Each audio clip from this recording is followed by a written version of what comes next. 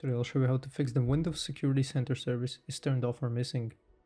If your Windows Security Service isn't turning on or the service is missing, follow these simple steps. Open the search box and type in Windows Security. Right click on the app and go to App Settings. Now scroll down and find the Reset option. First click Repair and then Reset. Now we'll have to download necessary files. Just Google WSC VC download.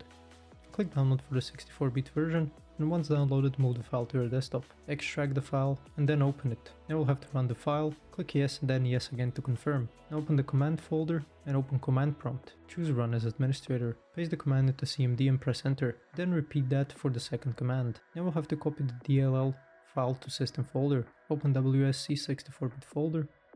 Locate the DLL file and copy it. Navigate to Windows then System WOW64 and paste the copied file. If prompted, click continue to allow the action. Now in the search box type in services. Scroll down to locate the Windows Security Service.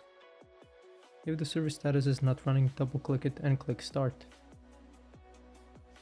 If the option to start the service is grayed out, restart your computer and try again.